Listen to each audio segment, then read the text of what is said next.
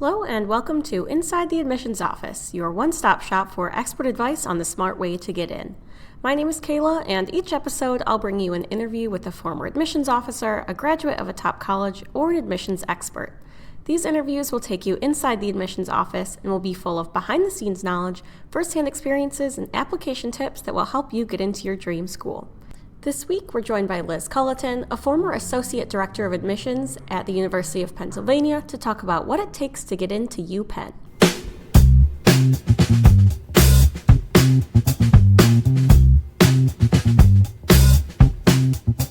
Hi, Liz. Thank you for joining us today. Thanks for having me. So you were an Associate Director of Admissions at UPenn. So you were reading hundreds of applications, deciding who got in. You've really seen it all at UPenn. And as everyone knows, UPenn is an extremely popular school and also very competitive. Last year, the acceptance rate was an all-time low of 7.4%. So for all of the students who are really looking to apply to Penn this year and get in, what would your advice for those students be? I would say my number one bit of advice is to make sure it's the right fit for you. I think, in what we do, we talk a lot about fit for students, and that's really important, particularly when you're applying to a selective institution. Don't just pick a name because of the name. Pick it because you feel like you fit in with the student groups, with, the academic situation, with the campus. Penn really looks for students who feel like they are going to fit in and can contribute to the community. So I would say make sure you do your research on what that looks like and what that feels like. If you have a chance and you're able, of course, a campus visit is always the best way to feel that and make that decision. But yeah, I think it really comes down to whether or not you're a good fit for the institution. And then obviously competing with the 40,000 plus applications that come in every year. But first start is fit. Right. So students shouldn't just be applying to UPenn because their friends are applying or because they know that it's a very popular school. Yes, I would definitely agree with that. I think that a lot of students just, look at those selective institutions at the top and say, well, I want to get into one of them, so I'm going to apply to all of them. And at the end of the day, it really matters whether or not, you're going to be a match with both sides, whether it's a match for you and whether it's a match for them. Right. You're going to be going to this school for at least 4 years, so you want to make sure that you'll be happy there, you like the campus and the people. Totally. And as a former director of alumni relations at 2 different schools, I will tell you that your relationship is hopefully longer than 4 years. It's a lifetime. So you want to have a good experience. And that all starts at the beginning. Right. Definitely. So for students, you mentioned that it needs to be a match for the students and the school. So what is UPenn really looking for in their students that they're accepting that they feel like are a good fit for their campus? I mean, of course, there's the obvious, they're academically viable.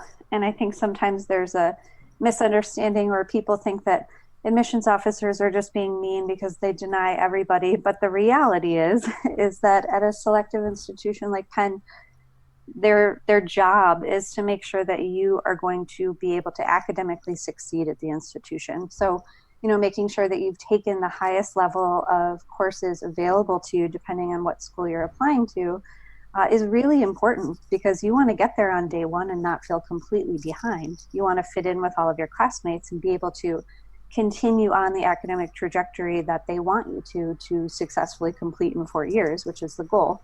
So, I think that's one of the biggest things that people, misunderstand, but you really need that academic preparation to succeed at a selective institution like Penn. I would also say that there's a personality fit for sure. And again, that goes for any school, but particularly at Penn. I used to say I got the luxury of working with tons of students on campus because I was also in charge of all the tour guides and our call center and visit center. So I interacted with students daily. And my favorite thing about them was just their energy.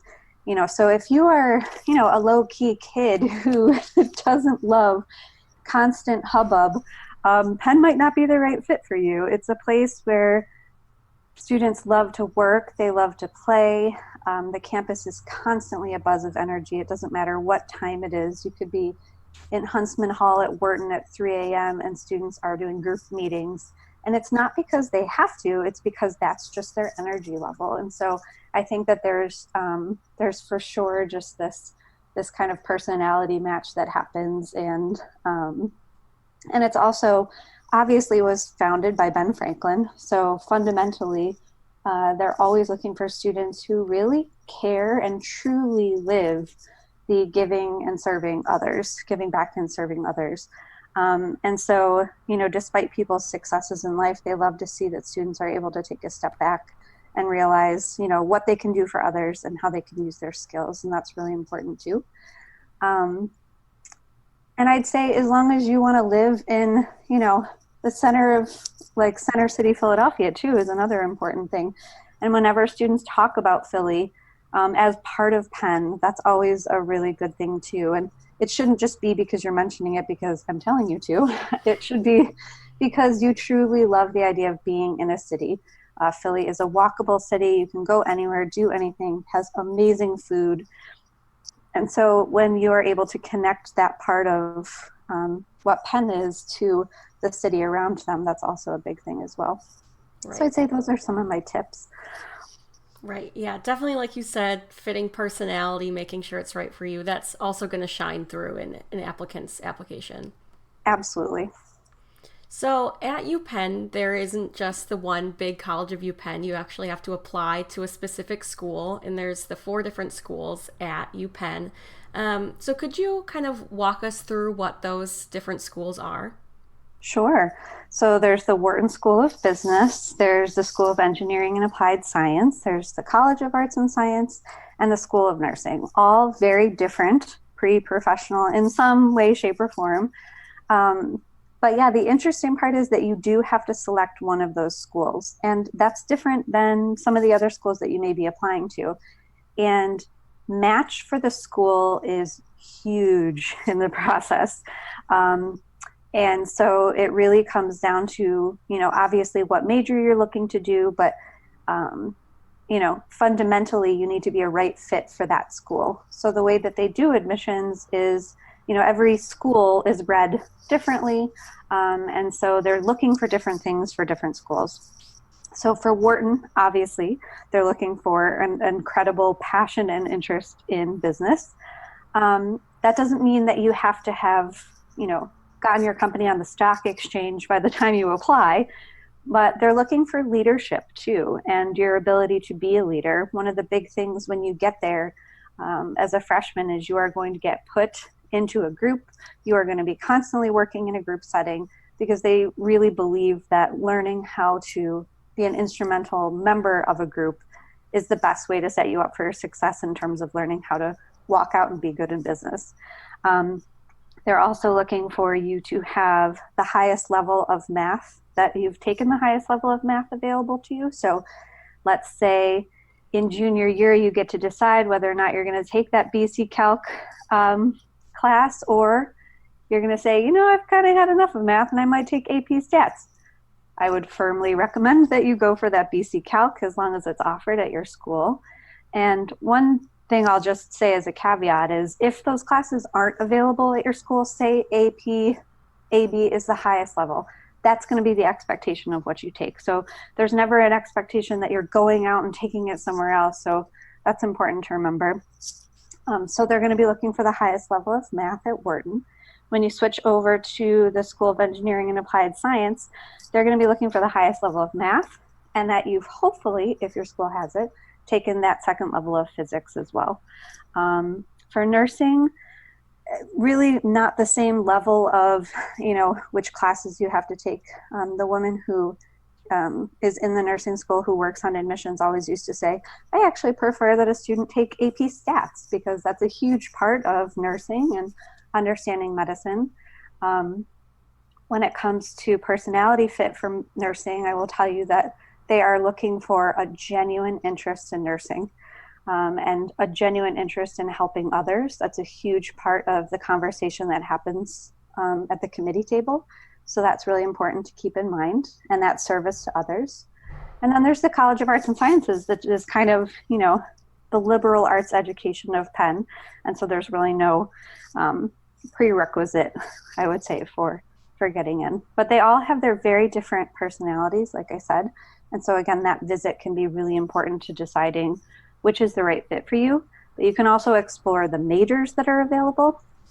So hypothetically, there's a computer science major in the College of Arts and Sciences and a computer science major in engineering.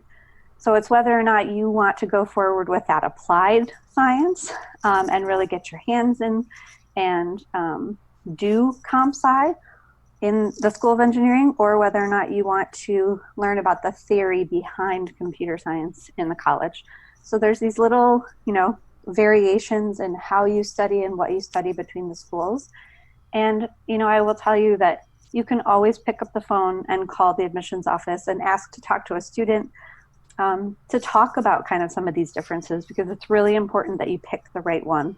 I will say that so many times during the admissions process, we'd be reading a student and saying, "Ooh, I wish they had applied to the college instead of Wharton," so it's really important to pick the right one.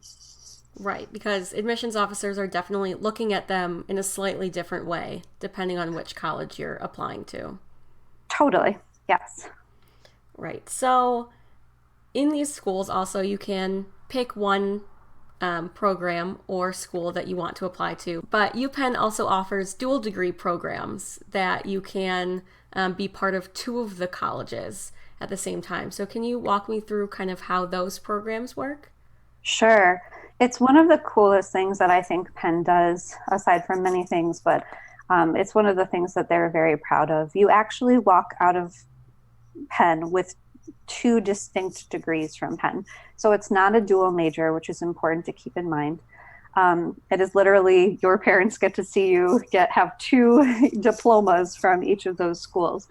They are very, very, very competitive, and they are small class sizes. I will tell you that the biggest thing, hypothetically say for M&T between Wharton and the School of Engineering, you need to be academically viable and prepared for both. So what you're going to be looking for is, that you have both sides of that story. So you are an engineering student and you are also a business student. It is a very competitive process. And so I would make sure that you are not choosing it lightly. They typically take 5 years to complete, but again, you get those 2 degrees, and it depends on the program as to the completion date, but they are intense. In M&T, for example, you get in there and you are working hard right from the start in order to meet all those requirements to get 2 actual degrees from Penn. I will tell you that the success rates walking out of them and the outcome rates, recruiters are literally waiting every year for each of those classes to graduate so that they can just pick them up, and they have incredible outcomes when it comes to their salaries and what jobs they're able to get, just because they are these duly trained students in 2 different areas. It's incredible, and the students that walk out of those programs are so successful and so interesting. But yes, you have to be very mindful about whether or not you feel like you can succeed in those programs and whether or not you're ready to do the work behind them. Right. So when students go to apply for these programs, they will select their first choice for which degree they would like, and then their second choice. So for students interested in this, do you have any tips for strategy for picking which would be their first and second choice? So how it actually works is you would select, hypothetically, let's say you're applying early decision to one of the coordinated dual degree programs. You would select, Huntsman as your top choice. And then the hope is that if, again, in the situation you're applying early decision, you would pick a secondary option and say, you know what, if I don't get into Huntsman, I would like to either be considered for the College of Arts and Sciences or Wharton. So that's where that drop down happens, and you need to make the decision as to which school you're going to select as your secondary option. And so what happens in the process is that you are evaluated in the pool of students applying for Huntsman. If you are not selected, then you're going to be evaluated in that secondary pool. So whether or not it's Wharton or the College of Arts and Sciences. I'd say my recommendation would be pick your strongest school, right? So if you are most talented or most comfortable and most academically viable and extracurricularly, so that's a huge part of it as well, whether or not your extracurriculars match, that leadership profile that I'm talking about in Wharton, that hands-on research that you may have done for the School of Engineering. Pick the school that you feel like you're going to be a best fit in as a standalone. There is really no strategy other than do you match that school? So, I would say that obviously we all know that Wharton is competitive, but if Wharton is your dream and you don't want to be at Penn unless you're in Wharton and you apply Huntsman first, pick Wharton as your second choice. But again, recognize you are applying to the two most competitive programs at Penn. So it's really important to keep that all in mind. I love the College of Arts and Sciences as a secondary option, depending on what major or what coordinated dual degree program you were selecting, because it's a home base for everything. You can basically there's 80 to 100 majors in the college, and there's so many things that you can do. So it's a great place to call home, I always used to say. But again, it depends on, if obviously you're applying to M&T, the Management and Technology coordinated dual degree, you don't have that choice. You have to pick between Wharton and the School of Engineering. But if you feel like you're more of an engineering kid, pick engineering instead of trying to shoot for the stars and pick Wharton if everything doesn't match up for Wharton. So again, it's that match. Does your academic profile fit? Do your extracurriculars fit in with that school as well? So it's not a game or a strategy. It's just pretty straightforward about how you're going to fit in best to the school. Right, definitely. So you mentioned obviously these dual programs are very competitive and the students are very high achieving. So other than having excellent academics, what kind of student are you looking for to be admitted to those programs? I would say the student who isn't afraid to jump in and do things, right? So if you're a theoretical person, all of those programs take on a very hands-on approach, depending on which one they are, but you're jumping in, you're starting right away. So an extracurricular profile that suggests that, that you have not been afraid to do things. You've not been afraid to lead a group of people to do something, that you've, been in your robotics team all 4 years in high school and you guys have seen major success in that regard. Stuff like that where you are a very hands-on person in that academic discipline, because then that shows the reader and the committee that you're not afraid to continue moving that forward. Does that make sense? Yeah, definitely. So if it's your hope and dream, but you haven't really gotten that off the ground yet, it might not be the best place for you to start. Right. Your application needs to show that you have some tangible experience and achievements in that area. Correct. So we've talked a lot about fit for Penn in general and for the specific major or program you're going to. And a major way that colleges look at fit is through a student's supplemental essays. So can you kind of talk about the UPenn specific supplemental essays and maybe how it's in a student's best interest to be answering those? Sure. I will say that it is one of the fundamental things of your application. And, we all know that every student worries about testing and their transcript and their letters of recommendation and their Common App essay. But I will share with you that the supplemental essays at Penn are just as important as all of those other pieces. I think a lot of students approach their supplemental essays sometimes as like a last minute thing, kind of, oh shoot, I have to get everything done.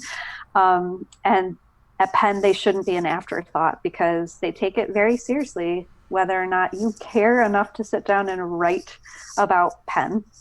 And again, I think a lot of that can come from, were you able to visit? If you weren't able to visit, there are so many ways to do that virtual visit or to make a phone call to the college. So, really learning about the school and learning why you are interested in it. So, they have actually separated out their prompts this year and are asking two different questions. One about kind of your intellectual and academic interests, which is really, really important. So you need to be able to articulate, why do I want to go to Wharton? Why do I want to be a nurse? And students think that that answer can be super broad. And one of the things that I do when I work with my students is really push them, okay, so you want to be an econ major. Why? And sometimes the answer is, well, I don't know. And when it comes to answering your supplemental essays, you need to be able to go beyond, I don't know, or because I like econ at school. You need to be able to answer that question, and not in an adult way. It's very much expected that you're going to answer it from a 17-year-old's perspective, but you need to be able to say, these are the classes that I'm interested in Penn. I looked at the curriculum and this is so exciting to me, or this professor's research is fascinating to me.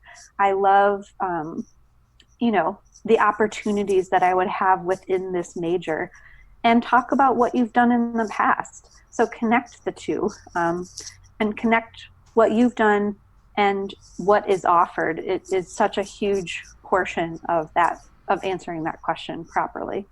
And they also want to know that you've done your research on the specific school that you're applying to.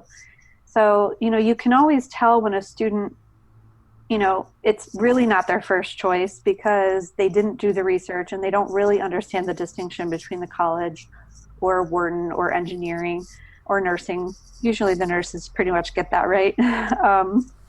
But just understanding why you're choosing that school is very, very important. And then the second prompt this year is, talking about learning outside of the classroom. A big thing at Penn is, what are you going to add to the community? So I always tell students, there's over 300 clubs and organizations at Penn. When I was there were 12 different a cappella groups. There was an I Heart Canada club that was not started by Canadians, but, it exists for fun. And so these kinds of things, like, what do you connect with? Is there, the Writers House, Kelly Writers House, all these different various organizations on campus. Is there something that speaks to you?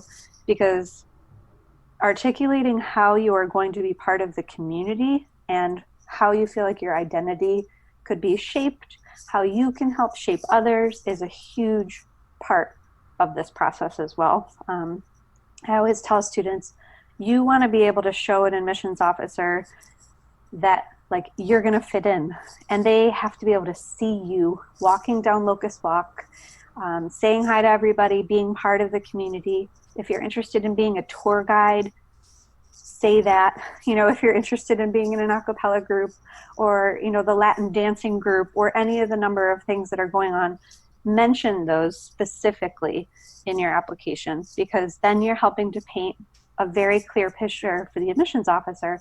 Oh my gosh, I totally see this student here, and I can see them working in the admissions office or supporting this research, and that's a really cool thing to do for an admissions officer. Right. They want to be able to feel like they know you and they can see you at their school. Totally. Yep. So those supplemental essays are the only place you get to showcase that voice, unless you're extended an alumni interview. So, right. So, what I take from that, I think, is the biggest piece of advice is really do your research and know the school and be able to put in those specific details into your essays. Yes, totally. So, other than maybe students leaving those supplemental essays until the last minute, kind of thinking of them as an afterthought, what are some of the other kind of biggest mistakes that you would see when you were reading applications at Penn? The biggest mistake that we've ever seen, I think, as any admissions officer would tell you, is when you get the name wrong in the supplemental essay. Mm-hmm. I mean, it sounds like such a simple thing that, a student would think, I would never do that. But I can't tell you how many times students would do that. And it was such a sad thing. You'd be like reading all of the different documents. You're like, getting excited about the student because they have the academic preparation. Their teachers love them. Their testing is wonderful. And then you get to the supplemental essays and they're like, at Cornell, I could pursue blah, blah, blah. And you're like, oh, shoot. And then you think, oh, well, actually, he might be really good at Cornell. So maybe that's what that should happen. And so all of a sudden, you give an admissions officer this moment to contemplate you somewhere else. And sometimes we can see you at those other places better than we can see you at Penn. And all of a sudden, that's it. It's really hard to overcome that, because I think a lot of people forget that admissions officers are human. And, you know, you read something and sometimes it's just really hard to get it out of your mind. So they're looking for reasons to admit you. But when you come across the name of another school, or you said Penn at the beginning and then, you know, like University of Michigan at the end, and it's just, so make sure you're proofreading. The other thing that I would say, particularly at Penn, is when students make the mistake of not accepting an interview. So of course you don't have to, but again, having my alumni relations hat on as well, it's such a wonderful way to connect with alumni at the school. And I have always seen that a student walks out of an alumni interview feeling even more excited about their choice to apply to Penn. And, you know, it's a great way to ask questions that you may not have been asking during the process or known who to ask. And then that alumni interview goes in your actual application. And almost 99% of the time, it's powerful and it's positive, and it helps you in the process because it's one more adult saying, I think this person would be great here. Right. So, yeah. Yeah, so it's not just beneficial for you, you're getting more information, you can get questions answered, and learn more about the school, but it's also helping you in the admissions process. Totally. I would say the last mistake that I'll point out that students make, and this can apply to any institution, is don't over communicate with your admissions officer. You know, I think a lot of students think that they have to be in constant communication, letting their admissions officer know. And a lot of schools are now building a process for offering those updates. But just because you call a school like Penn, and again, this is different for, you know, depending on the school. Some schools love to hear from you, so know the difference between that. But at Penn specifically, you don't have to call them every day to let them know how much you love it. Use the appropriate avenue for offering that information, and also talk to your counselor. Let your counselor know how important it is that you love it there as well, because they'll communicate that back with the admissions officer, which is the appropriate level of communication as well. My final advice would just be apply early decision if Penn is your number one choice, because early decision is a great time to just get everything in, but also to say, you know what, I love you and I hope you love me back. But our early decision students at Penn were always the most enthusiastic, and they were the coolest bunch of students on campus in terms of their spirit level, because they were all ready to say yes first. And so I think Penn holds a special place in its heart for its early decision students, because they know that they were willing to choose them first. So it's a really important part of it as well. Right. That passion and that interest and that fit is really there for those early students. Totally. Well, thank you so much for talking to us today. I think for all of the students interested in Penn, that provides some really great insight and maybe helps them learn more about if Penn is right for them and what it's really like at Penn. So thank you so much. Yeah, no problem. Thanks for having me. And if our listeners are looking for any more information on UPenn or what it takes to get into other top colleges, be sure to check out our blog, which is linked in the episode description. There are tons of helpful articles all about those top schools. And if you have any questions or would like to request a topic for a future episode, go ahead and give us a follow and send us a message on social media with the hashtag #InsideAdmissions. That's all for now. Thank you for listening, and I hope you'll join me next time as we continue our journey inside the admissions office.